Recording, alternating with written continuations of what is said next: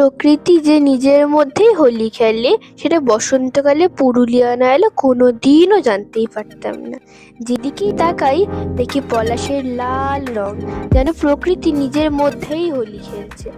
মাঝখানে রাস্তা আর দুধারে পলাশের বাগান। আমি ঐন্দ্রিকা, পলাশ ফুল আমার খুব প্রিয়, তবে এইরকম পলাশের বাগান আগে কখনো দেখিনি। যেই দিকেই তাকাই শুধু পলাশ ফুলের অপরূপ সুন্দর দৃশ্য। এই কারণেই বোধহয় এই সময় হাজার হাজার মানুষ পুরুলিয়া ঘুরতে আসে। মনে হচ্ছিল এখানেই থেকে যাই, কিন্তু কি করব, এখনো যে পুরো ট্যুরটাই বাকি। এখান থেকে বেরিয়ে এক জায়গায় দাঁড়িয়ে পাহাড়ের নিচে রাস্তাগুলো দেখছিলাম। আমরা এই রাস্তা দিয়েই যাবো আমাদের রিসর্টে। রাস্তার মধ্যে পড়বে আপার ড্যাম আর লোয়ার ড্যাম। এটা হলো আপার ড্যাম। এটা hydro electric power plant, Purulia pump storage plant PPSPর একটা পার্ট। এই যে লেকটা দেখছেন, এটা অ্যাকচুয়ালি এই ড্যাম এর জমানো জল যা কয়েক কিলোমিটার জুড়ে একটি লেকের আকার নিয়েছে। বিশেষ করে এটা রুক্ষ পুরুলিয়ার চাষ জমিতে জলের যোগান দিতে ফসল ফলানোর জন্য একটা গুরুত্বপূর্ণ সোর্স। এর হাইট হলো 65 মিটার আর লেন্থ হলো 800 মিটার, আর এর রিজার্ভার ক্যাপাসিটি হলো 10,840 একর ফিট। এটা একটি most tourist attraction of Purulia Ayodhya hill. ড্যামের অপর দিকটা পাথর দিয়ে নিচ পর্যন্ত বাঁধানো, আর যতদূর চোখ যায় শুধু পাহাড় আর জঙ্গল।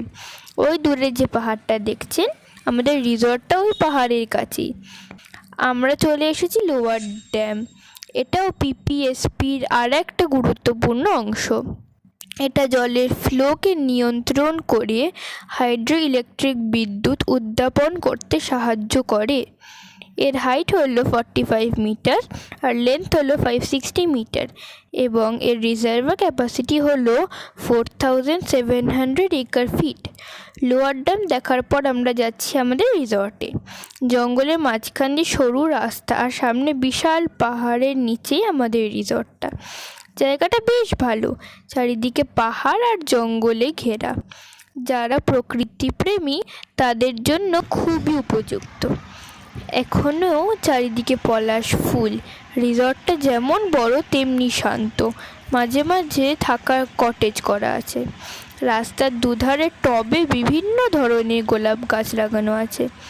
পাশেই বসার জায়গাও করা আছে, যার উপরে থোকা থোকা পলাশের ফুল ধরে আছে। রুমটিও বেশ বড় আর সুন্দর।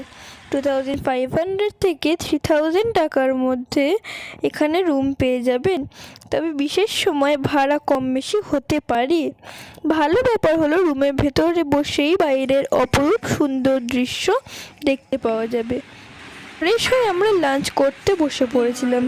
খাবার যেহেতু ফোন করে আগে থেকে অর্ডার করে রেখেছিলাম, তাই পৌঁছাতে একটু দেরি হলেও আমাদের কোনো অসুবিধা হয়নি।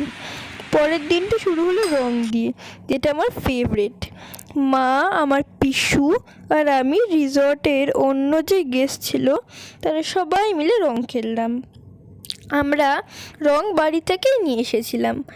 এরপর স্নান সেরে রেডি হয়ে ব্রেকফাস্ট করতে বসলাম। আজকে আমরা যাব Murguma dam, marble lake, Bamni fall, Sitakund আর মুখোশগ্রাম। প্রত্যেকটা জায়গায় শুনেছি দেখার মতন। প্রথমে আমরা চললাম মুরগুমা ড্যাম। আপার ড্যামের দূরত্ব হলো 19 কিলোমিটার। খুব সুন্দর পাহাড়ি রাস্তা দিয়ে আমরা পৌঁছে গেলাম মুরগুমা ড্যাম।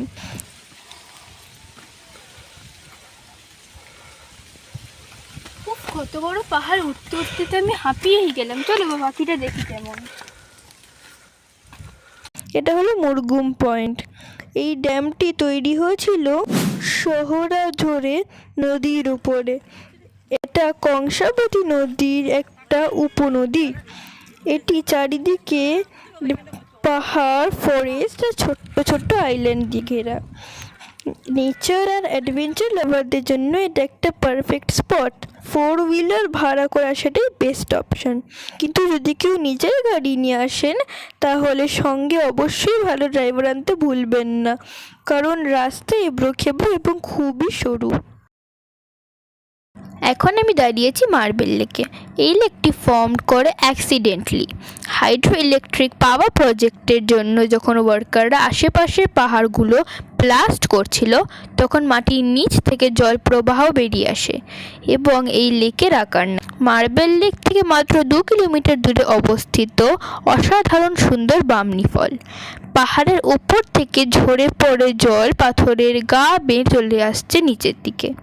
এটা one of the best tourist attraction of Purulia বলে চলে, বিশেষ করে মনসুন সিজনে, যখন this falls are at their peak. জলটা যেমন ঠান্ডা তেমনি রিফ্রেশিং।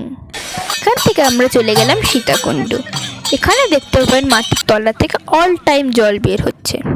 ভগবান রাম বনবাসের সময় কিছুদিন এইখানে ছিলেন।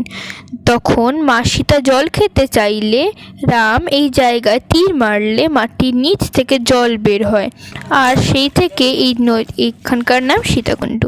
এখানকার জল খেলে বলে নাকি পেট ভালো থাকে, তাই পিসু আর আমি দুজনেই জল খেলাম। সীতাকুণ্ডের জল খেয়ে আমরা চলে এলাম একটা অদ্ভুত গ্রাম, যার নাম চরিদা মুখোশ গ্রাম। গোটা গ্রামের সব লোকই নাকি এখানে মুখোশ বানায়। যেদিকেই তাকায় শুধু মুখোশ আর মুখোশ, বিভিন্ন ধরনের মুখোশ। ঠাকুরের মুখোশ, পশু পাখির মুখোশ, বাঘের মুখোশ, ভূতের মুখোশ, অনেক রকমের মুখোশ। রাস্তার এপার ওপার যেদিকেই তাকাই শুধু মুখোশের দোকান। আমরাও বেশ কয়েকটি মুখোশ কিনলাম। কিভাবে মুখোশ তৈরি করে সেটাও আঙ্কেলরা বলছিল। পুরুলিয়ার মধ্যে এত সুন্দর সুন্দর ঘোরার জায়গা আছে তা আমরা জানতামই না। এখনও প্রচুর ভালো ভালো জায়গা বাকি আছে, যা আমি যাব আগামীকাল। সঙ্গে করব জঙ্গল ট্রেক। যদি ভিডিওটি ভালো লাগে এবং পরে ভিডিওটি দেখতে চান, তাহলে চ্যানেলটি সাবস্ক্রাইব করতে ভুলবেন না। আজকের মতন টাটা।